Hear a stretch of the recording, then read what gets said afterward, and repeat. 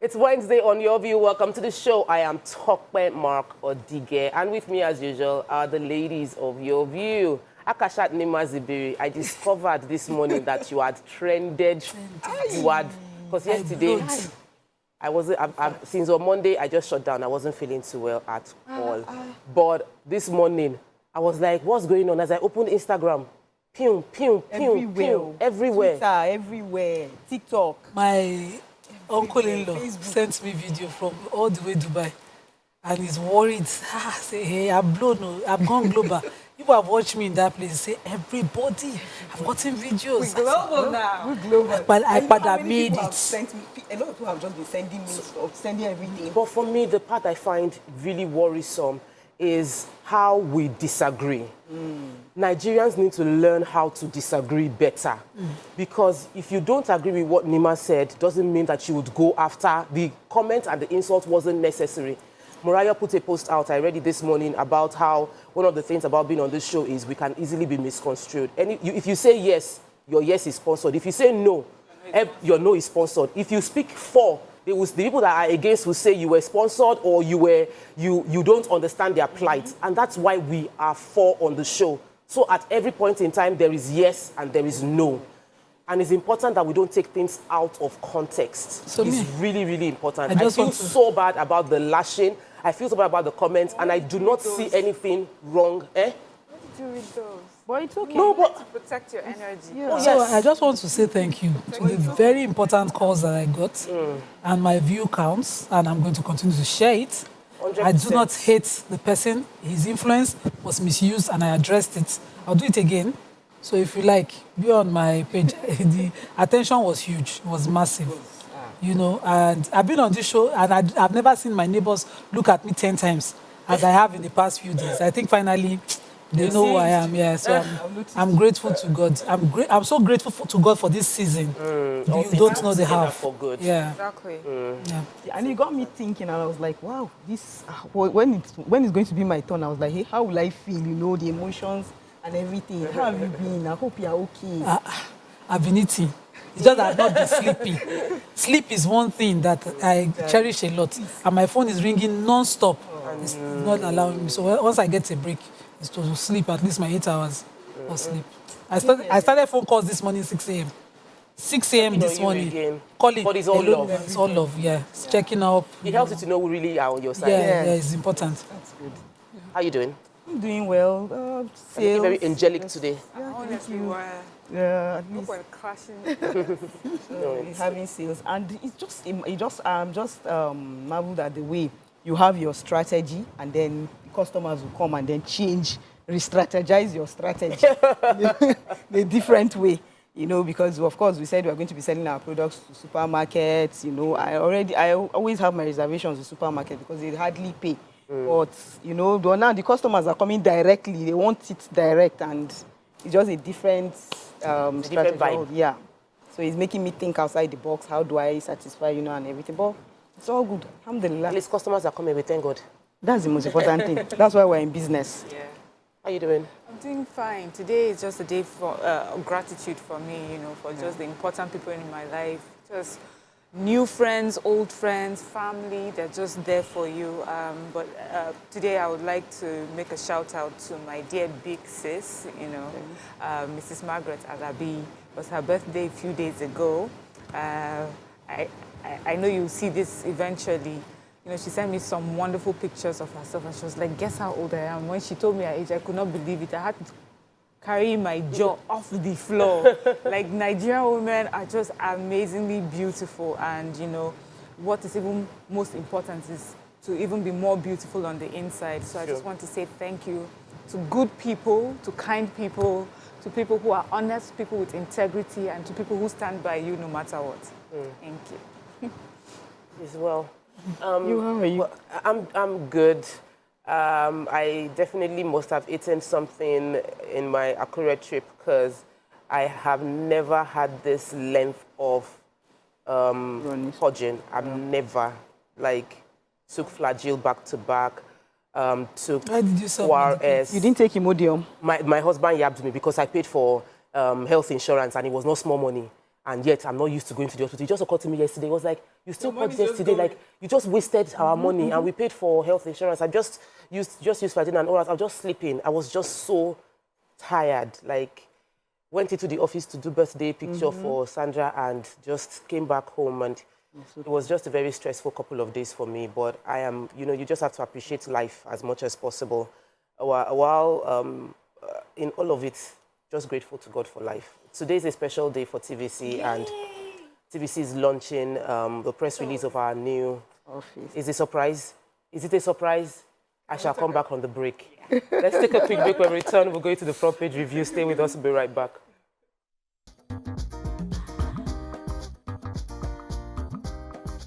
Stay tuned. Your view will be right back. Welcome back, and thanks for staying with us. So we're starting front page review with The Nation. Major headline: petrol rolls out again from Port Harcourt refinery 5 years after. This milestone is a major milestone. It thrilled the president, and there is now going to be quick action on Warri and Kaduna refineries as well. CBN raising interest rates to 27.5% will curb inflation, ensure stability. MPC retains monetary parameters. EFCC may take ex-governor Bello to court in Abuja today. Anti-graft agency uncovers 16,800 rebagged 50 kg federal government rice palliative. And what story are we going to be starting with? Okay, major headline, because it's good news. Port Harcourt refinery, of course, is back to operation. And let me even take it the way The Nation took it. They say, like the Phoenix, the Port Harcourt refinery bounced back to life after shutting down for 5 years. So the president, of course, applauded this. He's happy. He hopes that this rekindles efficient fuel supply. He extends his heartfelt congratulations to the NNPCL.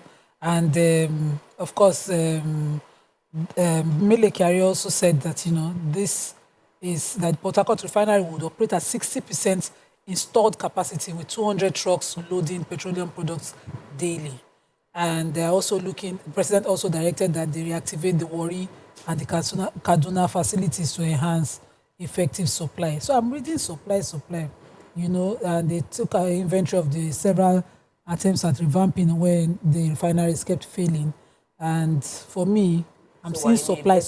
Better late than never situation. Yeah, but I hope that this is the breaking of the monopoly that they talked about, so that we see better pricing of petroleum products eventually for Nigerians, where petroleum products dropped as it should, because, you know, we own the crude here. And I don't understand these dynamics of landing cost and all of those differences. I hope that this takes it all out.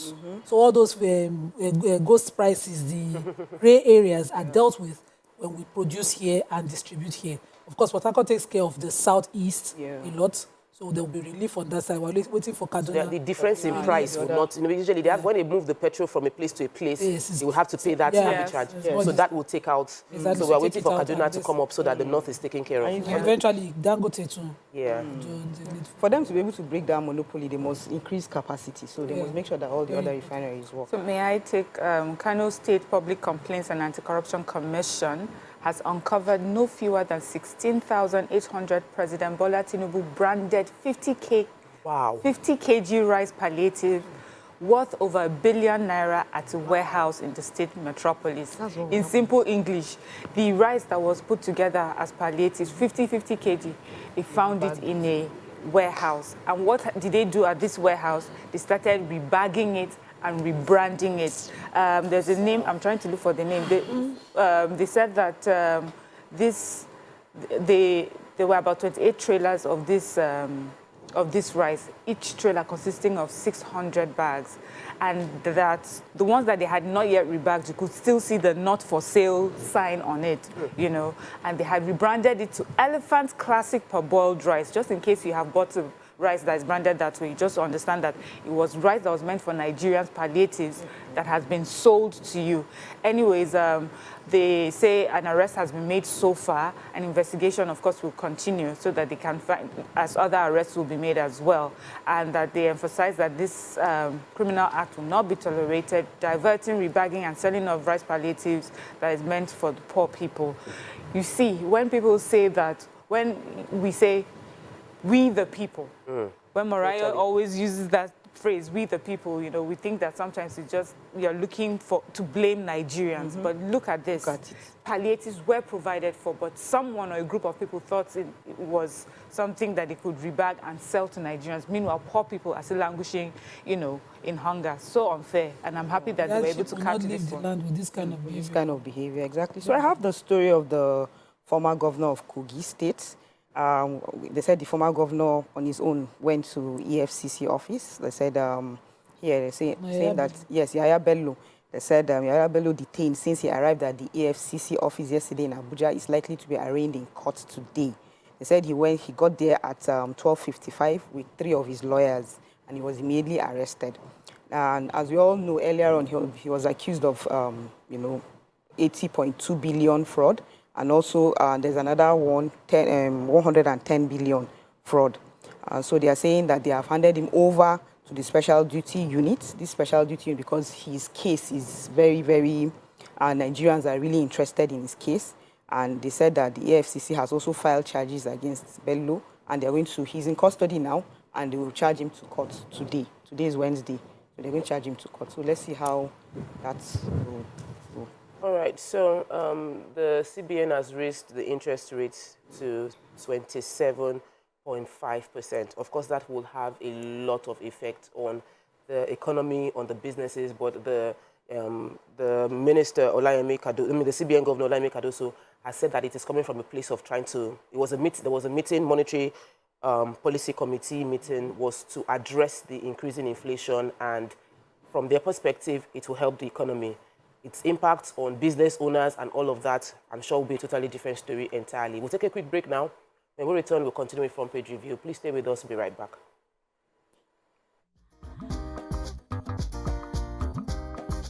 Stay tuned.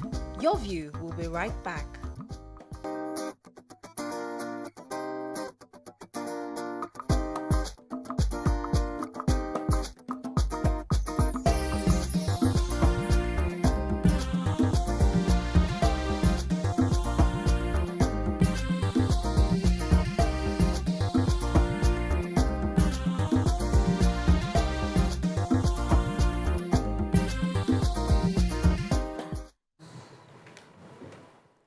Welcome back, and thanks for staying with us. So we're continuing the Front Page Review with the Punch major headline: alleged 110 billion naira fraud.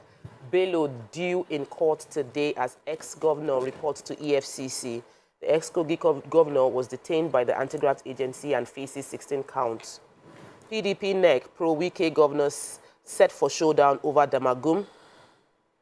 Forex platform. CBN sets $100,000 minimum trade for banks.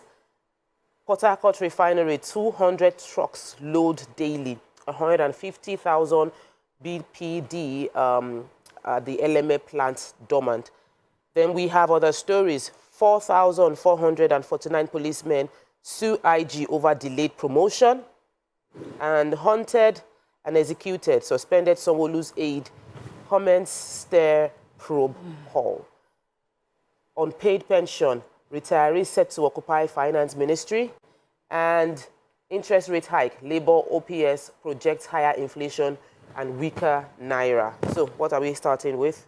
Okay, the police officers, 4,449 police officers have taken legal action against the Nigerian Police Force and the Inspector General of Police at the National Industrial Court in Abuja, and they are asking the court to compelled the Nigerian Police Force and the IGP to implement the 19th plenary decision of the Police Service Commission, which approved the promotion of these 4,449 officers.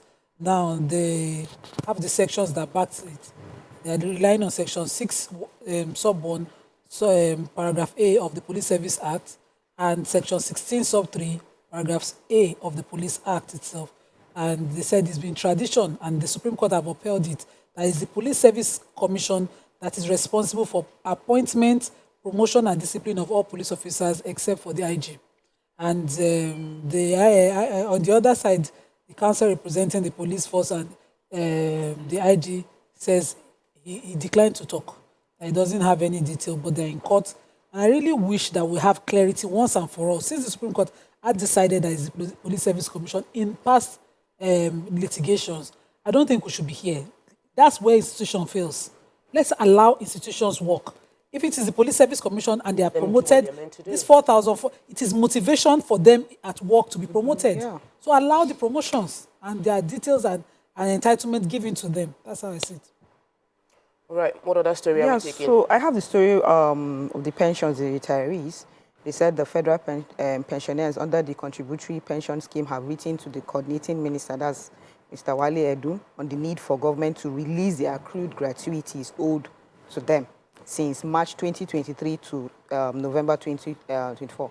As we earlier on, they staged a peaceful rally sometime last month, they said on the 12th of 2024. However, they said the pensions still remained unpaid. And so they are now saying that from 12 p.m. on the 16th of December 20, all CPS retirees nationwide will make the Federal Ministry of Finance and the Office of the Accountant General of the Federation at Abuja their homes until the government is ready to meet their demands. So they said their demand is that, that they should release all the outstanding from March 2023 to November 2024, 15% pension increase in 2007, and also 33% pension increase in 2010. If not, they are all going to go to the front of the office and they're going to be there until their demands are met. So please, federal government should try and disburse this fund so that these things will not happen. Things like that won't happen. Okay. I took this story, very political story. They said crisis within PDP. They say it may not end soon as members of the National Executive Council of the party are set for a showdown with a faction led by the former Nyesom Wike over the continued stay in office of their acting national chairman, Umar Damagum. I tried to read it, so it just looks like Umar Damagum is the acting chairman of the PDP. And, you know, he had taken over from the last chairman who was ousted. But what is expected is that he should leave office. But he's being backed by Wike and his cohorts and his political and other governors and some local government chairmen. So it looks like he has such a strong force behind him. So that's where the showdown. So they have a faction where they don't think he should still be in office. He should step aside as acting chairman so that the North Central can come up with a permanent chairperson for that space. But they want him to, his own faction want him to continue and, you know, finish the tenure that he had taken over from the ousted PDP chairman. So that is it. As you know, politicians, all sorts of combinations, permutations, fighting and infighting until they finally settle the dust. But they say that this is also showing that Wike has such a stronghold on the party as he has so many supporters, you know, at this level. Yeah. At the end of the day, what Nigerians are concerned about is their own personal well-being and how whatever politics is being played impacts on them. The CBN has another regulation. There's a lot of things that happen whenever the MPC meeting takes place. And one of the meetings that came out from, one of the decisions that came out of the meeting with the CBN is that there's a $100,000 minimum trade for interbank transactions. So the interbank transactions usually conduct their dollar-related transactions through the electronic foreign exchange matching system. And they mandated the minimum trade balance of $100,000. This was done on the 25th of November. What that means, the economists and bankers would explain that to us, but they have said that they are retaining the discretion to make any change. So this is a flexible CBN. If they feel the policy is not working, they can make changes tomorrow. If they feel it is working, they said the CBN retains the discretion to introduce other currency pairs when deemed necessary. The guidelines are also, all trade are consummated on this platform. They are binding unless cancelled by mutual agreement of both parties with written approval by the CBN. I like highlighting the CBN so because we're not feeling the impact of whatever policy is being taking place. Sometimes we feel nothing is happening, but there are a lot of things happening, a lot of permutations going on with the aim of getting Nigerians relief. So we're hoping that God will give them more wisdom so that they know what to do to ensure that the impact of the economic policies trickle down to the average Nigerian. Moving on to Daily Sun, major headline. fuel laden truck rollout of Port Harcourt refinery. That's like the biggest story, and it's good news. We were expecting this from December last year. I remember that, what's his name? Ajuri mentioned that we're going to have the refinery running by December last year. Mariah said, we'll hold you to your word. And when it didn't happen, we called him out and called out the government. But finally, better late than never, the fuel laden trucks are already rolling out of the PH refinery. And Ojukwu Memorial, I won't stop pushing for Kano's release, says Bianca. Ex-Governor Yahya Bello turned self into EFCC over alleged fraud. CBN continues monetary policy tightening, raises interest rates amid inflation, and food prices rose in October from the Nigerian Bureau of Statistics. Education gets lion's share as Mba presents 971 billion budget to Enugu State Assembly and crashes recurrent further to 14% in its budget. Oil-producing states kick as they kick against the planned payment swap at Ramfac. They ask court to set aside consent judgment in favor of company registered after another one had executed contract. The final story I'll be taking from The Sun is TUC threatens indefinite strike as states that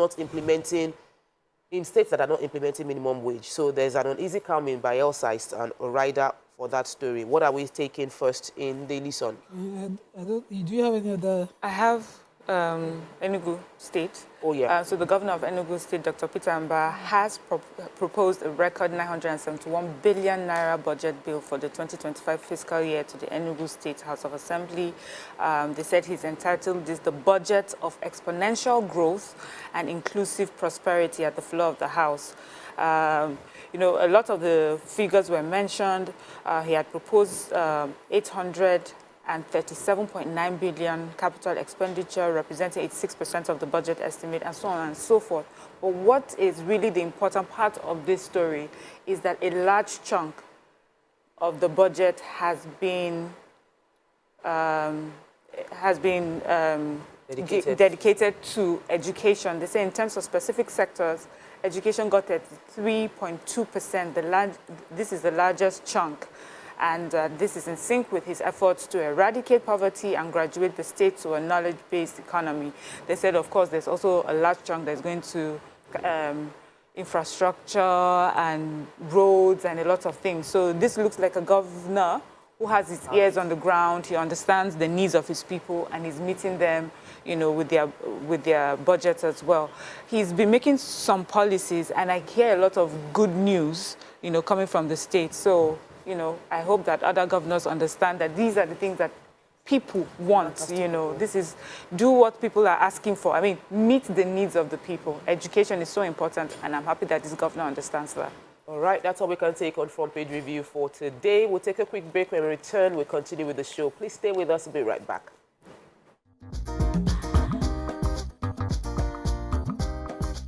Stay tuned. Your View will be right back.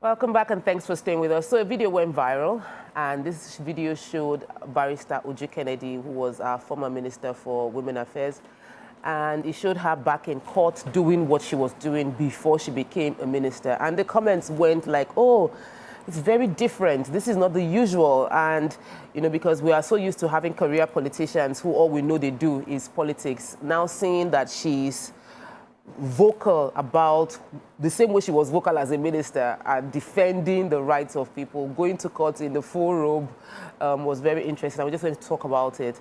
Nima, when you first saw that video, what was your opinion? I felt proud of her.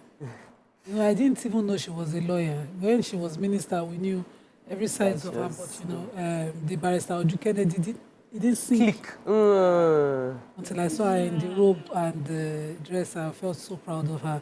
And that she's following this case. I wanted the details. Miriam was also asking, because I would have liked to see when it was filed, you know, to see whether she was even representing in her capacity, or maybe her firm was representing while she was minister before the reshuffling of the cabinet. But I'm so proud that she's gone on to represent the people. I see why she qualified initially for Women Affairs, and I think that her personality for Women Affairs is apt. Yes.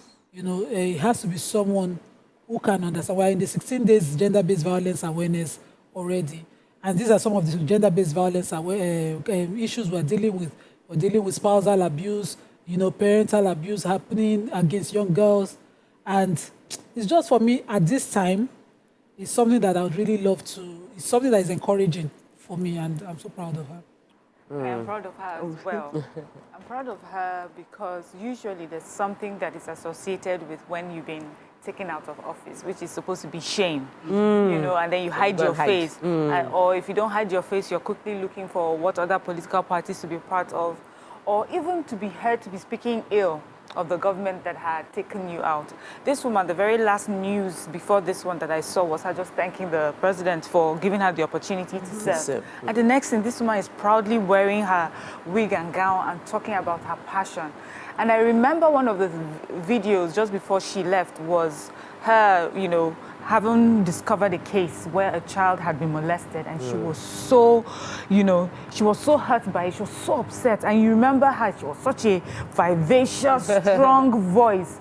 And a lot of us may have thought that she was doing it just for the office, but here she is continuing to do what has always been important to her. And for me, this sends a very powerful message, because a lot of times we feel that only to be in government, you have to be a career politician, and you know, they will tell you this is our work. Well, there's nothing to do. Many times when we've said that our country can no longer afford to pay our politicians as much as we do, our representatives as much as we do, should they go and get other jobs and things like that? We've had people, you know, argue that this is the job that they know. What else do you want them to do? But I would like for us to see that there are opportunities for people who can do both.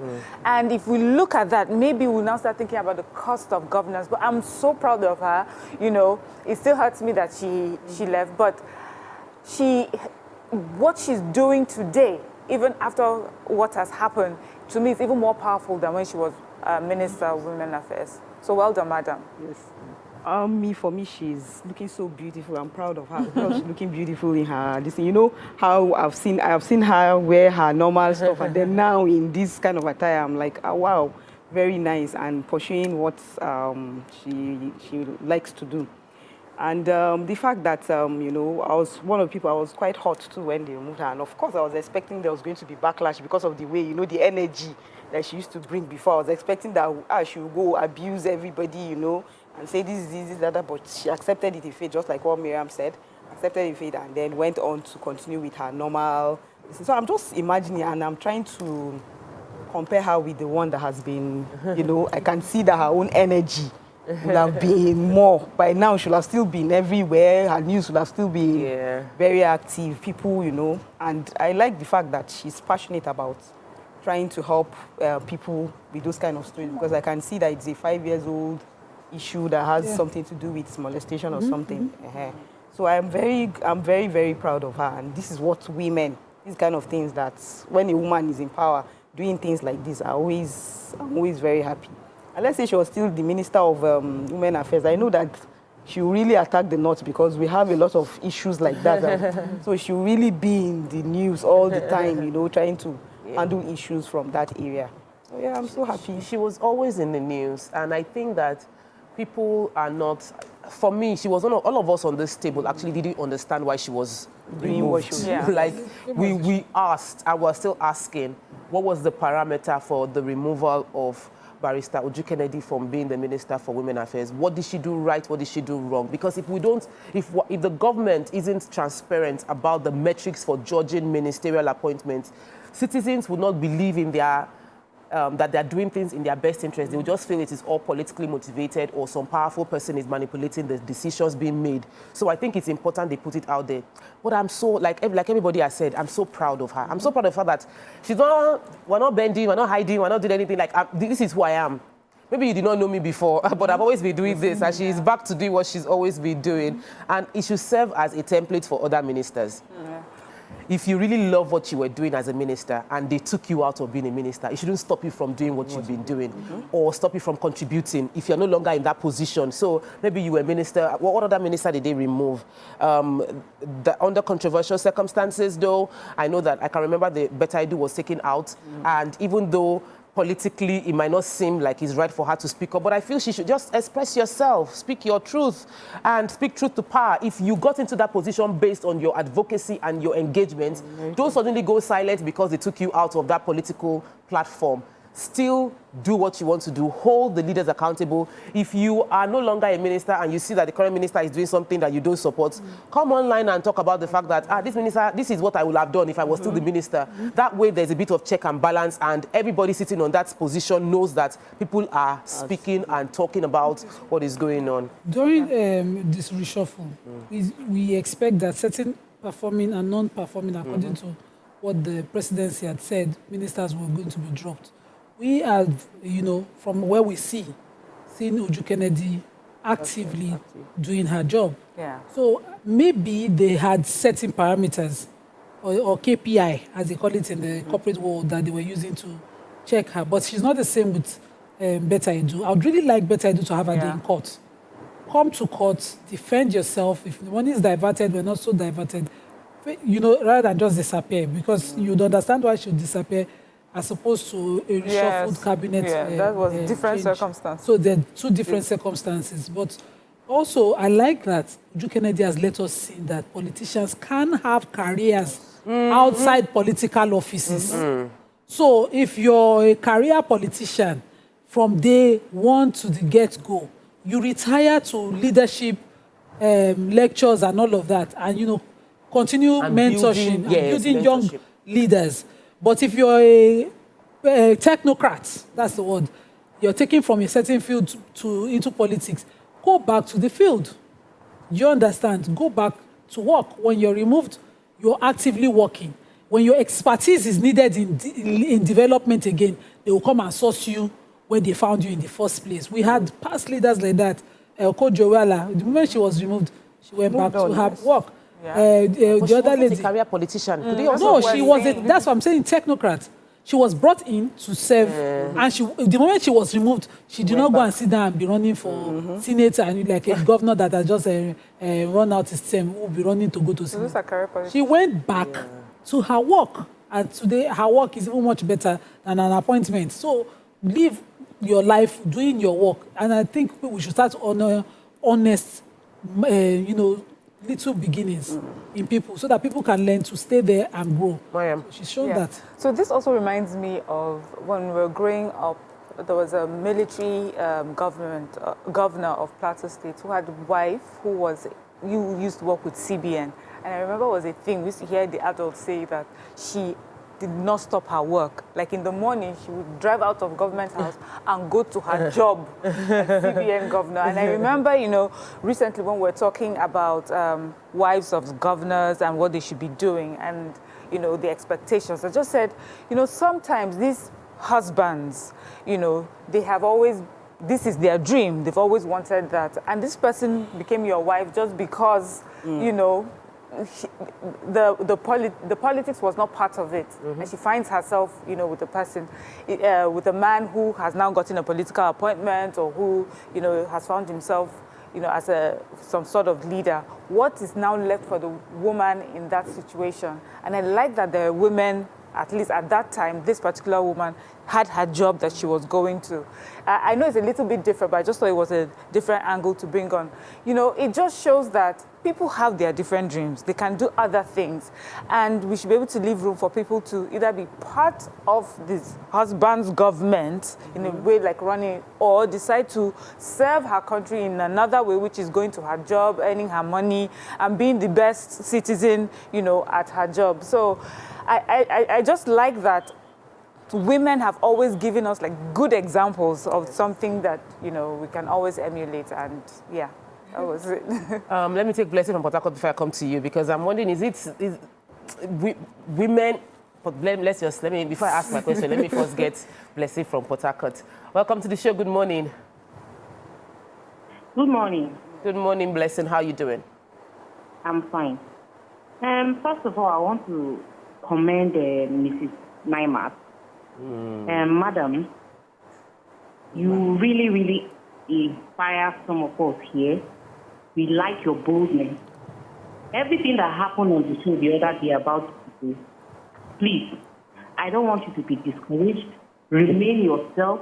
Here, from this end, we admire you a lot. Thank you. And you know what? A child that is well trained knows that you don't take a family affair outside the house.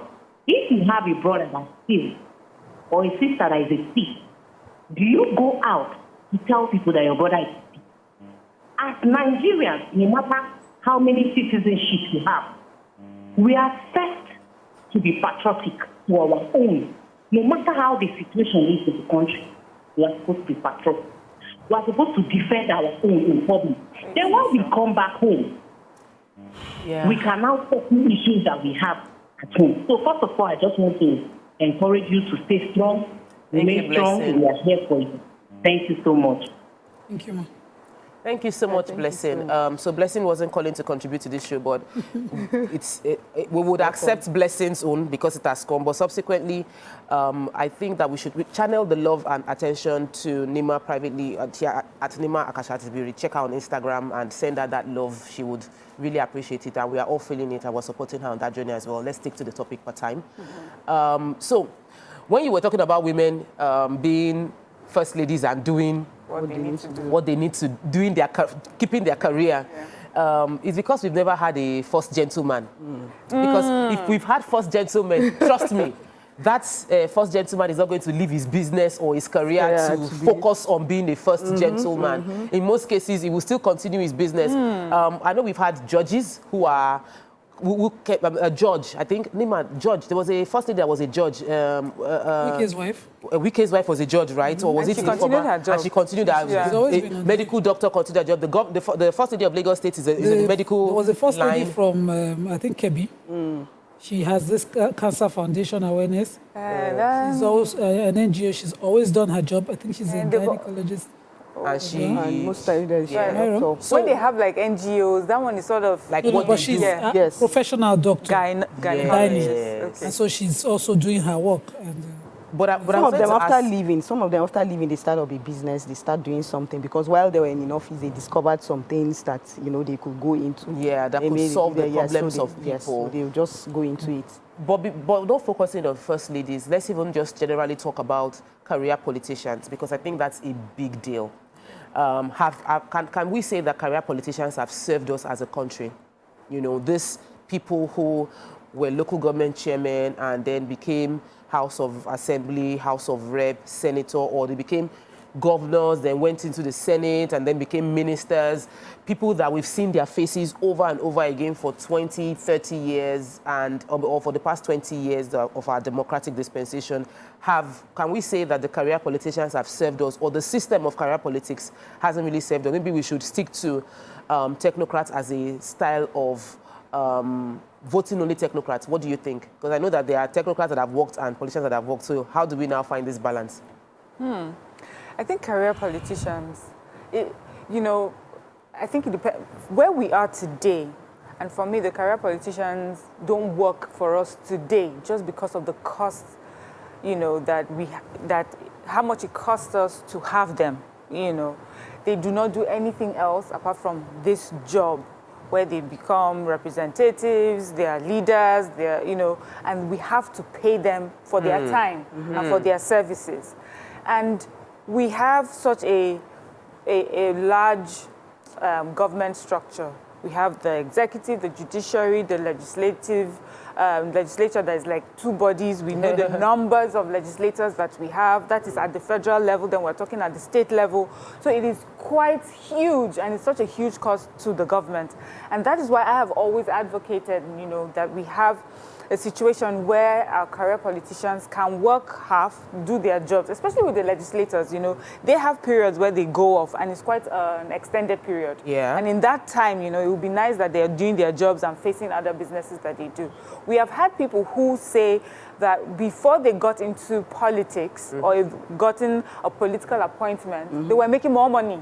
Yes. So it was a sacrifice for them to serve us. So I'm not here, my argument is not to bash the career politician. It's to understand that, yes, some of you will understand that there's a sacrifice that you're making, that you're probably earning more. You would have probably done a lot more for yourself. But now that you have become a politician, the money that we're even paying you is not enough, or is not commensurate, or cannot be compared to what you used to earn. But right now, for our country as a whole, I think it is too expensive. We can't afford to do that. It would be nice that we had people who had their day jobs or some sort of job or some part-time job, do that, earn some money, and then come, and then we'll give you what we can afford. Yes. So we can give you what we can afford for now. And then when we have all done the good job of making sure our country is doing better, our economy is booming, then we can increase the salary a bit. You know, I would like for them to think it as a salary instead of like an entitlement. Because many times when we have talked about these issues, is that there's always this almost entitled,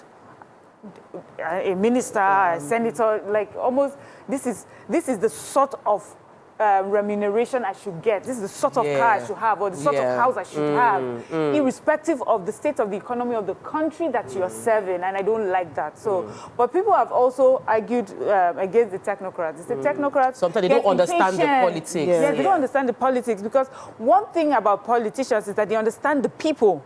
There's a way to pass a message. The technocrat sees a good idea. It's a good idea. I don't need to keep talking to you about it. I'm going to do it. And you find that many technocrats always fall. You know, they're always the casualties of all these political issues because they don't get the steps that need to be taken. They make some mistakes where there's a due process to be followed. They jump it because they think, you know, they're doing it for the good of the people, and, you know, bites them. So let me take the call from Reverend Ekweme, who's called in from Abuja. Let me hear your opinion on this technocrat or politicians, or what you even just think about Barrister Uju Kennedy. I'm so sorry for keeping you waiting for so long. Are you still there?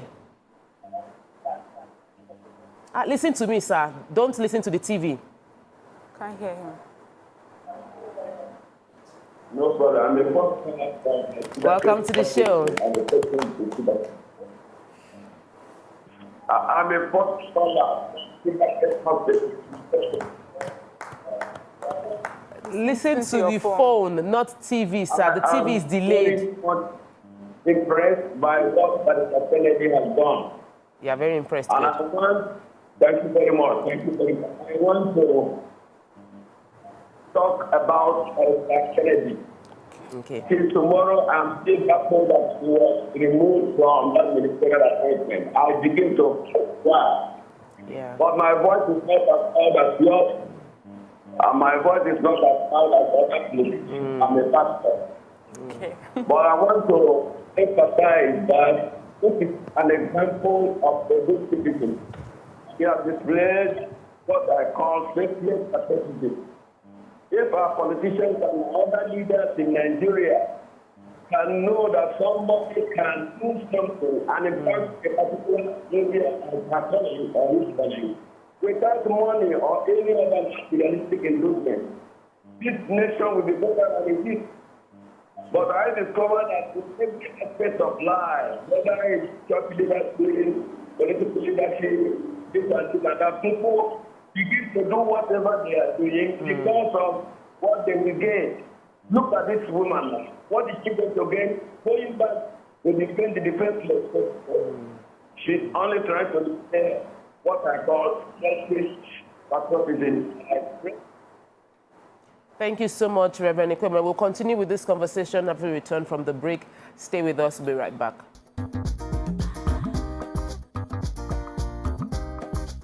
Stay tuned. Your View will be right back.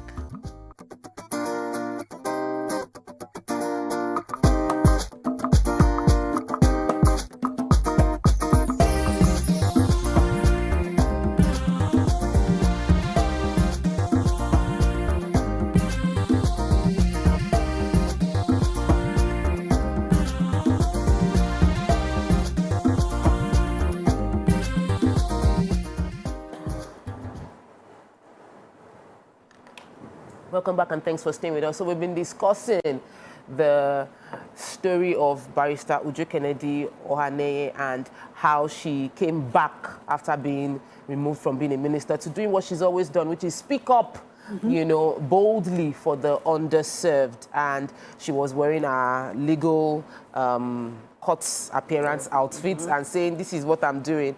But we now segued into the conversation around career politicians and... Can I say something before you go? Okay. That I have to admit that she's the first person that I've seen in the wig and gown that looks really good. I'm just saying. Yes. Just for the side. Yes, she does. I think I didn't agree that it looks good. We've said we don't I want personally don't want the want wig. it. Personally, I I don't want the wig. I think that there's a country that said they don't want that. Yes, There they've are stopped quite it. a A few few countries have stopped it. Yeah. But Nigeria hasn't Nigeria joined is them yet yet. to. Just in case you are still thinking about it, the ladies of your view all support the Nigerian government. It's a small win. It will give us some kind of wings if the government just say they are stopping the wearing of wig and gown. You know, some little things that will just make the government feel like, you are doing some gege stuff. So please call this little win for us.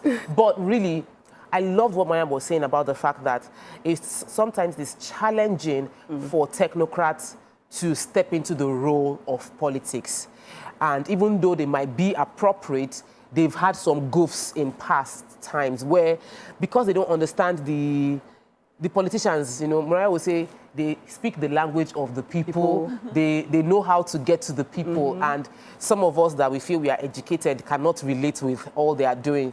But how do we find that balance, Nima? How do you think we can find the balance of using the gift of technocrats' ability to not need the money because they are already doing very well, they are successful, and yet be able to take advantage of our politicians, career politicians, who they know the people, they know how to talk to them and get the votes and get their buy-in.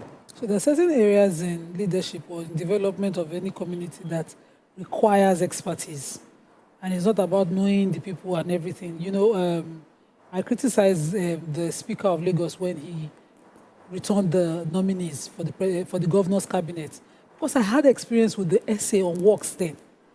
If not for that, our expertise and our open door policy, Old Ojo Road was going to bury me when it was bad. And, you know, we're constantly locked in by the number of terminals. I spoke to MPA boss, we spoke to everybody else on the show, but she would reach out. She gave me a contact person of the contractors working. If they block the road unexplainably, you could reach her.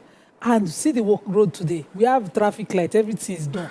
And do video of Lagos, can shoot a Zoom video on that area. And so such expertise, and she was from the private sector. Yeah. She came in with the expertise, she delivered, so you can bring that in. But there's a place also for the politicians.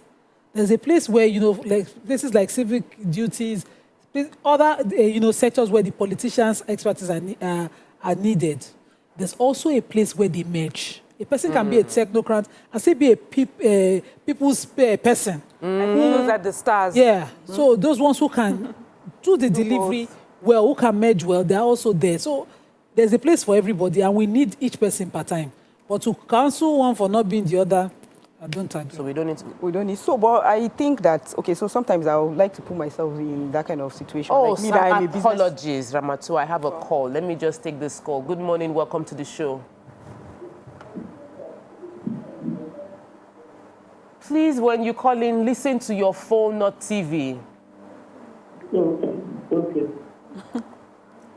Welcome to the show, Rose. I'm calling. Yes. This is Rose Ochiba. I'm calling to Nasarawa. Welcome to the show, Rose. Oh, apologize. Please, when you call into the show, listen to your phone, not the TV. The TV is a bit delayed, and it takes us more time Also to turn down the volume. Yes, and you could just mute the TV once you get on the phone. So, Ramatu, you were going to say something. Okay, so I was going to say that, okay, I know somebody that her husband was made governor, and when the husband was made governor, she automatically as first lady and all, and she had a very beautiful business that was going on for her. And of course, because of the first lady responsibilities that came up for her, she struggled. She really struggled to keep that business. So what she did was she got some people to manage the business while she went on with the first lady, this and all. But by the time she came back, the business had already started going say he crumbled and all. And she was really trying to balance the two. So all I'm just trying to say is that some people are very good with they can't do two things together. So the part where you say, okay, politicians do this while you have something running by the side, some people do not know how to manage both at the same time. So some will just do the one that they can do that is in front of them first of all, and then be able to then go back and then concentrate on the other one that they are doing. So she struggled a bit, and for that reason, that business crumbled. And then, you know, she continued with the politician stuff and everything as per her husband. And then afterwards, it was when the husband, you know, they moved in from office. That was when she went back to the business and then started from the scratch all over. And then went up. And I remember one time like that, I think, Tope, you were on the show when we talked about one, there was this governor that came and said that his salary was small. And then they now mentioned all his businesses that he's doing. But he came and he said that the money that he's being paid, that is small, that is not enough to go around his personnel and everything. Yeah. So you can imagine he was saying, as he was saying it was small, we all were saying that you run a business and everything. Why don't you, you know, take from there and, you know, and be comfortable and all. And he was now trying to explain that he cannot bring his personal funds to run so the government office. The government. So, and that's what Blessing from Port Harcourt. Welcome to the show. Good morning, Blessing. Good morning. Good morning. I wanted to comment on Erica Uju's topic. Personally, I think Erica Uju is calling. Her calling is to defend young ones. Her calling is to defend women. Unfortunately, her personality was misinterpreted by Nigerians. There was before, I think when she was asked, I read a comment from Breno Murphy's speech, and he was he complained about his personality. Now, one thing I want Nigerians to know, every individual has their personality. We all have different temperaments. How Bianca Ojukwu will handle a position is different from how Uju will handle her position. So my personality should not be linked to how I handle my work. The most important thing is that the job is done. Sure. When she's executing that job, is she infringing on somebody's right? Is she stepping on food?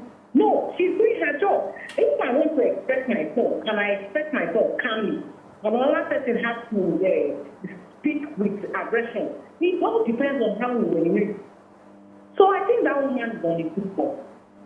Thank you, and I'm a first-time caller. Welcome to the show. Thank you so much for your contribution. So, you know, I was, when you were talking about the technocrats into politician stuff, I feel like sometimes we blame technocrats for not understanding politics when we did not prepare them. We just throw them into politics. Someone that has always worked in a corporate environment where everybody knew what to do, the goals were clear, then you now say the person should become a minister or become a governor, and then the person feels like you know what I'm here to do. I'm here to make your life better. Yeah. Why should I be begging you to make your life better? Exactly. So it now occurred to me that maybe we should have a training school, or like if it's political appointment, there should be like an orientation camp for every political appointee or every elected official.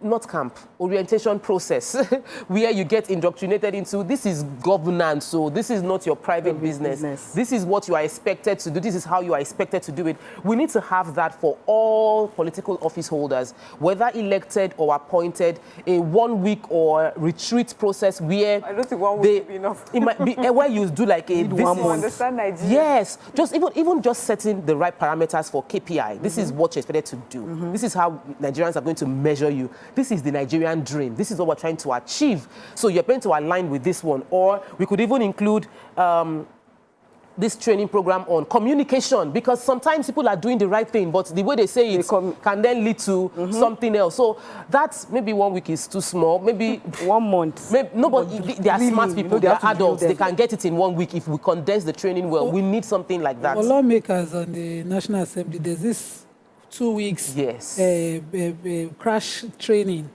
on drafting and whatever they do for them, and legislation, orientation, legislation, whatever they do for them. They should just add this one Exactly. Join inside. Let them be continuously reminded that they are there to serve us. Yeah.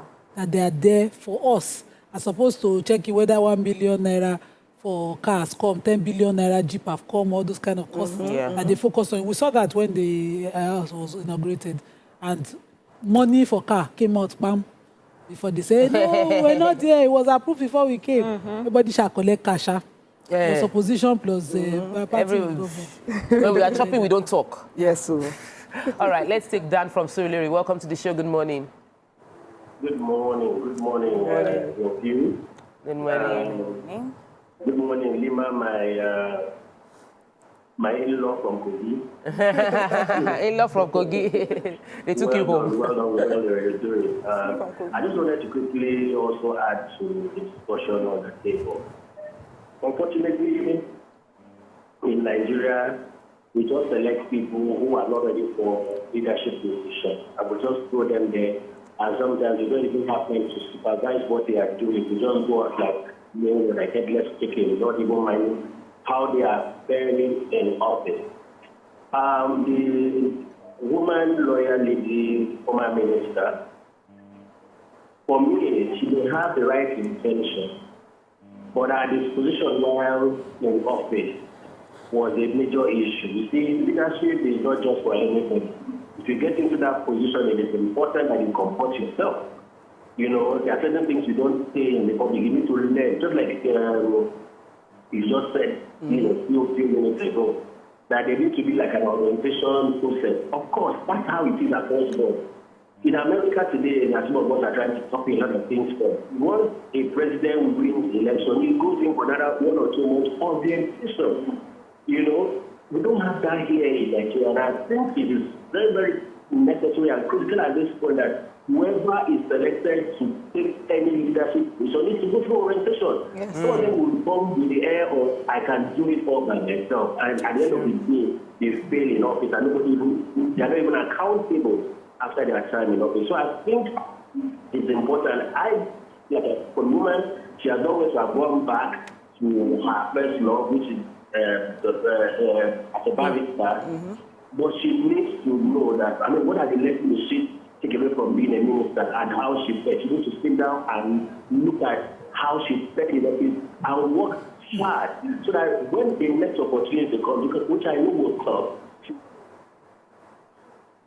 All right, thank you so much for your contribution, Mr. Dan from Suleiman. You're going to say something. Okay, no, I remember, so there's this person I follow, Dr. Joe Abba on Twitter. And I remember there was one time he made a post where he said that, for a lot of people in the private sector, they have all these ideas of how government should be run and what it should be. And then when they get into government, they realize that, it's a whole different story. Because when you have the good ideas and the good policies, that is just one part of the conversation. There's a conversation of putting so many other things into consideration. You have to put in the states. You have to consider the states. Does this state need more help than the other states? You have to consider gender. There are just so many biases, that you need to consider. And so you find yourself, even though you were such a high flyer and you did so when you were celebrated in the private sector, some of the restraints, that you would have in a government setting, you don't have in private sector. A lot of things is just about how, in private sector, it's just about thinking smart, finding creative ways to do it. However you do it, you get to the goal. That's it. Government, you have to think about it and think, how would it affect the Northerners? How would it affect the Easterners? How would the Yoruba people take it? How would the Christians take it? Who got it? Who got it last time? Was it the seniors or the juniors? Those are sort of things that you have to handle. Nigeria. And that is why I believe that instead of waiting until you get a political appointment, there has to be something that all Nigerians participate in, understanding governance, so that you just never know. Just the way that you take us through the NYSC, and really, I think in the beginning was just to give us some sort of military training. When war happens, it just conscripts coppers. But also, it should also be a situation where Nigerians learn, about governance and how to engage communities and how, and the different biases that we have in our country and how to engage them properly for development. I think that will go a long way in helping us instead of waiting for a 1 week or 2 week period where you're just coming to terms with some of these things. Thank you so much. That's all we can take on this topic. We've actually shared a whole lot.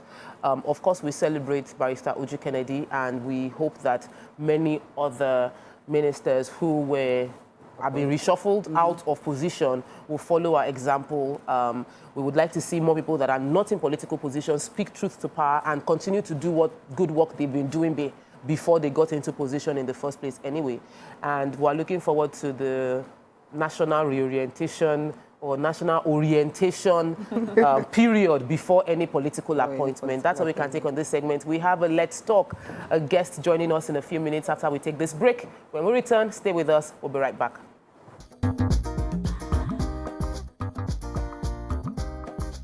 Stay tuned. Your View will be right back.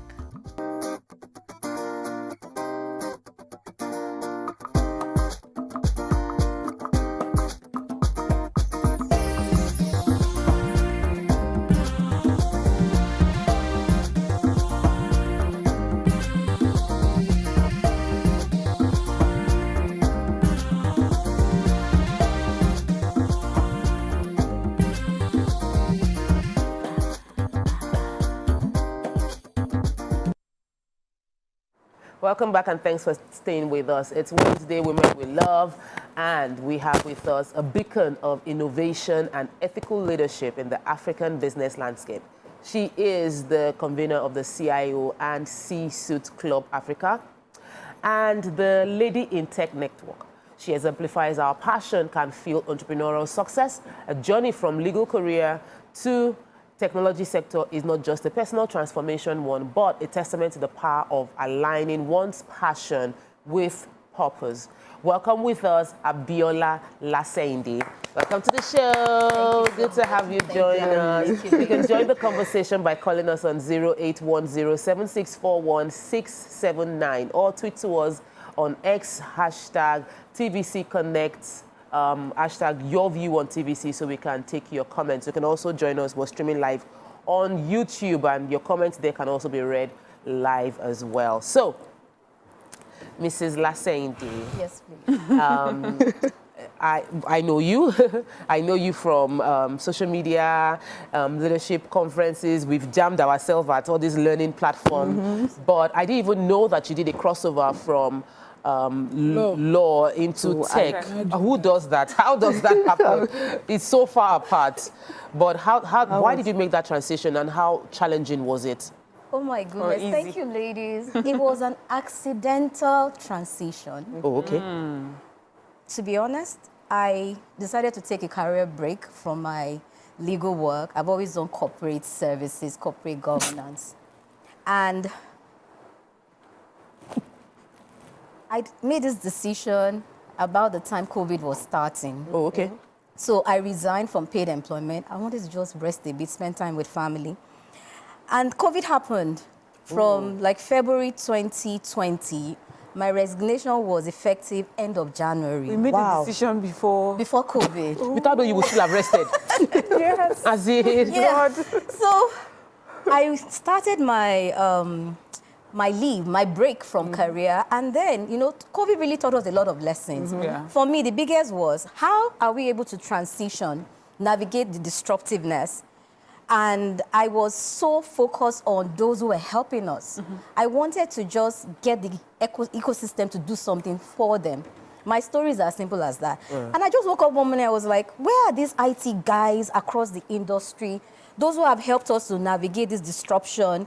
Why are we not recognizing them? Why are we not appreciating them? Why are we not pushing them forward so that the world can see that we have great talent in Nigeria? And those younger ones who are trying to jack back will also have some form of inspiration, and they will latch on to the hope that things can really get better. Yeah. And I was just all over the place with this idea of appreciating the IT ecosystem. Let's appreciate the IT ecosystem. And one of my friends, like a mentor, said, let's talk to professionals, because Biola, the way you are going about this thing, I wasn't sleeping. I was like, look, we need to do something. Let's get You are on that this. type too. And he said, we need to just calm down a bit. Let's talk to professionals that can help you articulate what you're saying, because I was just all over the place. Long story cut short, I got into discussions with 2 professional organizations. I don't know if I'm allowed to mention them, EY and PwC. And they were like, Mrs. Masinde, this idea you're talking about has been going on in India for 20 years. I said, what idea? I don't even know what I'm talking about, but I really want us to do something. They were like, it's called the Chief Information Officers Awards. And I kept thinking, okay, how do we now actualize this? To cut this very long story short, EY held my hand and said it's never happened in Nigeria. Okay. And that they were going to support me to put the technical framework together. Remember, I was on a career break. Yes. And all these things were happening because I couldn't sleep. I couldn't until we started having these conversations around May 2020. By November 2020, we had the first Chief Information Officers Awards in Nigeria. Wow. We pulled all the, critical stakeholders, the tech leaders from across all the industries. That has never happened in Nigeria. So we celebrate the CEOs, but we're not celebrating the IT. Yes, those IT. were always behind the scene. Because that was my passion. That was what I was saying, that we need to pull this. It's not only when there's cybersecurity attacks that that's when you get to know them. Okay, I just wanted to ask for specifics, like just to give us an idea, who are these people behind the scenes, so that we even know them and understand what the CIAO is about. Absolutely. So the Chief Information Officers are, that's a generic label for people like even the Chief Technology Officer, Head of IT, those who are leveraging innovation, digital technology to deliver value to their business. So these guys are always the one, they work like 28/7. Yes. They work like not 24/7. Nah, they work like 370, 365. Yeah, 365 days. And they're always very quiet. They're extremely conservative. Because, when we started, it was difficult to even get them to put in a nomination. Wow. It was like, wait, please now, you've done so much. Give us, put your nominations in and give us achievements that you can literally be comfortable seeing in the newspaper. And we see when the things go wrong. Because see the way when the banks had the issues now. Look at the way it was they're the ones in charge. Yes. Absolutely. The absence of those people led to all the challenges that those banking apps and all of that Okay, so let me ask you, so how did they feel when you now brought everything forward, and what was their, how did they really feel? Oh my goodness. So, we had a very great corporate governance structure around it. So it wasn't like vote for them. We got them to put in their nominations and their achievements. And we had a high panel jury set up. Wow. Tech leaders from across the continent sitting over these nominations and shortlisting the winners. So they didn't know what was going on. Some of them got to know they were winning right at the dinner. Wow. So after the dinner, one of them took to LinkedIn and he said, all my life, I've heard about the Best Teachers Awards, I've heard about the Best CEO Awards, I've heard about the Chief Marketing Officers, but I've never heard about the Chief Information. It brought tears to my eyes. And to think it was a lawyer that thought about this. Sometimes they're too close to it to see it. See, we can do everything. So the reception was amazing. It blew my mind because remember, I just wanted a 1-year career break. Believe you me, I've not been able to go back to paid employment since then. Because we started in Nigeria. Now we're in 11 African countries. Wow. Okay, so you're taking the awards Yes. to this country. Yes. Wow. So I know tech is vast, and for those of us who cannot do sciences, we usually think, hey, what's law define for? So we stick to our no maths involvement arrangement. But what area of tech, particularly, were you interested in, or do you now practicing? And how would you advise those who are looking at transitioning there? What would you advise them? See, tech is a way of life. I had no serious engagement with the ecosystem before my transitioning. In fact, I don't like to use that word transitioning because I realized that when I got into the ecosystem, I realized that technology was part of everything. It's like the unseen DNA or a part of our DNA that we're not even aware of. We use technology heavily every single time. And some of us, we pretend to be adverse to it, to be afraid, to be intimidated. But I have found my feet. When we started our meetings, I used to Google almost everything they were saying. The very first preliminary meeting, it was so difficult. But after a while, I relaxed and I embraced those moments. Biola, you have basic education. You're literate. And you can do this. So I started learning to speak the language of the ecosystem I found myself. And I realized that it was easy. I started doing a lot of self-learning to just understand the dynamics of, because all we're doing is project management, to be honest. Yeah. And I'm not, you don't have to get into very technical coding or understanding an app. No, it's just how to connect the stakeholders that I am very much involved with, and is what anybody can do. Connect the critical stakeholders, get involved in the conversation, and at the crux of everything we're doing is, how do we move the digital acceleration agenda of Africa forward? So there is a purpose. So I am very comfortable to talk about this, because for me, technology is everything. In fact, the conversation to spotlight this innovative leader started with, we are leveraging technology. Can you imagine, I was a group company secretary. My board, before that COVID, would never do any virtual meeting. They didn't even believe in like a tablet that can help them, manage board meetings. They didn't, but COVID taught us. Now everybody is doing things remotely. We are all very comfortable. So true. Let me take a quick break. When we return, we'll continue this conversation about the chief information and how important they are and driving the growth of Africa towards technology. Stay with us. We'll be right back.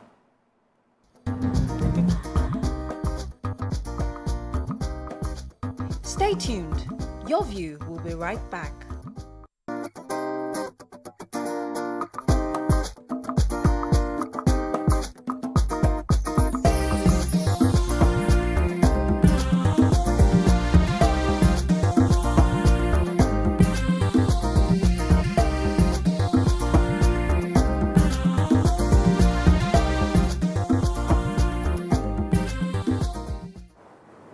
Welcome back and thanks for staying with us. We're still discussing with the woman we love, Abiola Olasendi. Lasendi. No people inside. Well, I just wanted to know, these awards, is this something that just happened during, okay, you said that you're taking it to different parts of the country. How often does it happen? When during the year does this happen? And how would you say the response in terms of numbers, individuals and maybe corporates and countries, how would you say that their response has been? Well, thank you. It's really been amazing.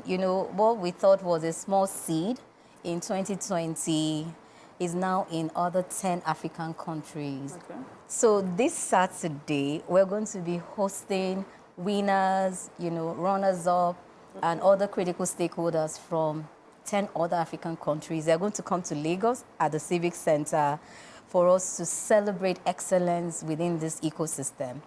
And, the CIO label is generic, like I said. That means that it includes people like the chief digital officers, head of IT, chief technology officers, chief information security officers. But now, we had a brand refresh, and we're including C-suites, that is leaders.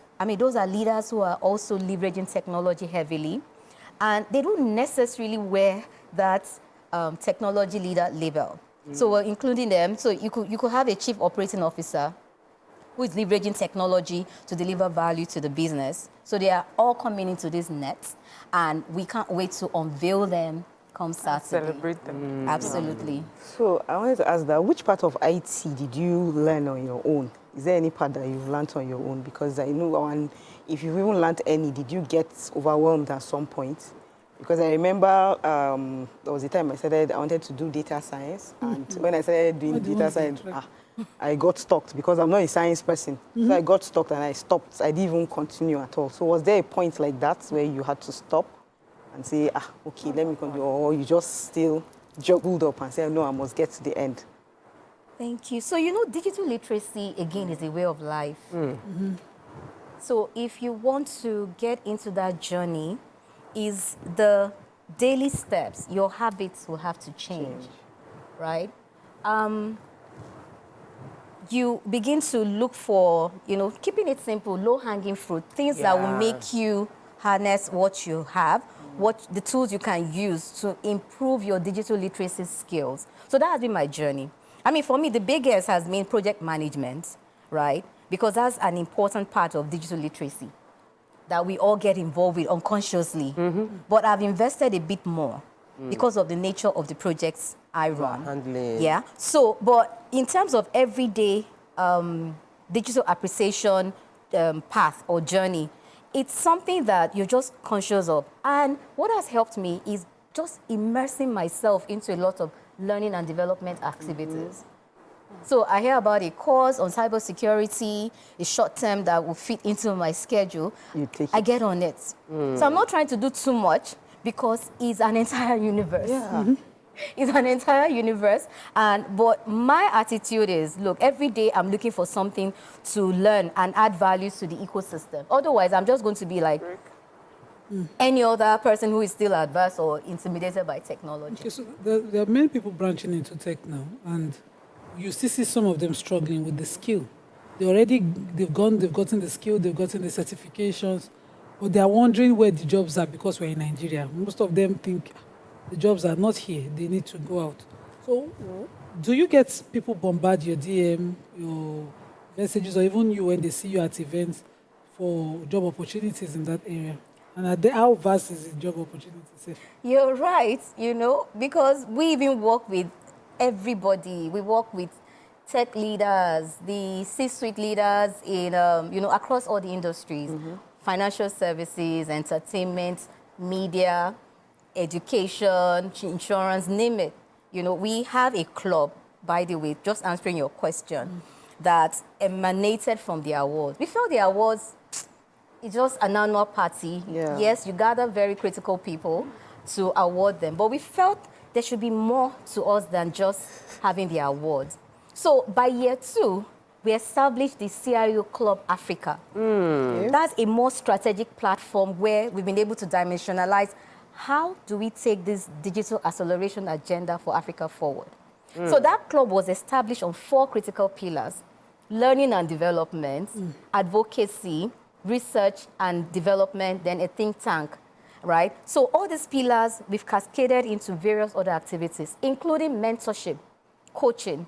I'm a lawyer. We've been able to pull other people who are not necessarily technology people, but they are sound professionals. They have transferable skills. We've been able to pull them into this club.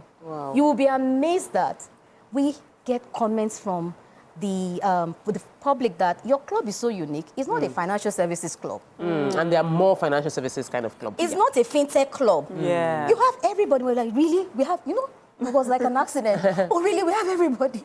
All we wanted to do then was just to ensure that these people, the stakeholders, remain and we talk about more strategic things. So you find us learning. That's why my learning has been very easy because I'm in all the activities. Yes, so we get people. a play and learn kind of arrangement. So we get, how do you maintain it? Because they don't subscribe. How do Exactly. Nima, the businessman, woman is speaking of the money. But you're here because you're a woman we love. And, there's just I'm sure there's just so many facets to you beyond the tech. Well, first of all, I think next for me is just how your mind thinks. You sat down, you're about to take a break and then you push yourself enter into a different project. Yes.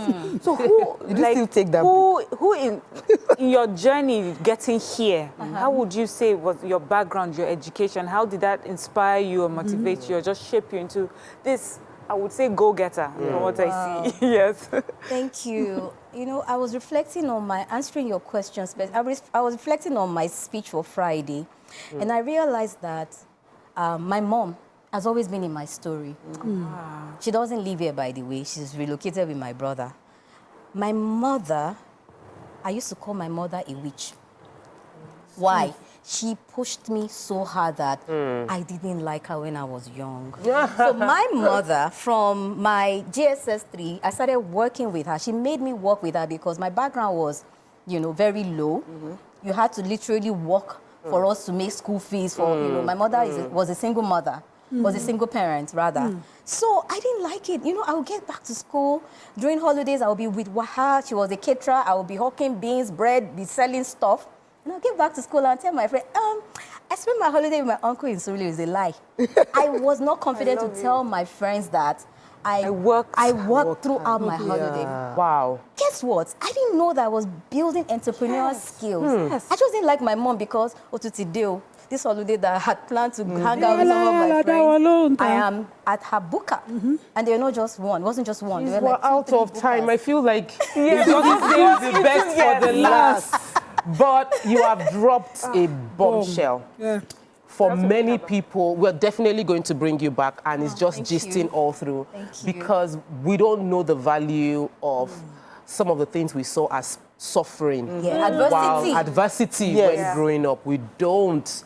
And they are the things that shape us and build us, that people will now be celebrating us in future as adults without realizing that we started from when they put those skills in us. So thank you so much, Abiola Lasayinde, for joining us. All the best on your CIO and C-Suite Awards, which is taking place on Saturday. It is only technical people that understand, so you can reach out to her to do more. Me, I'm just leveraging tech in my small way, but it was great having you, and we can't wait to bring you back to discuss more on your own life at itself. That's what we can take on today's show. Thank you so much for joining us. We'll see you tomorrow. Bye. Thank you.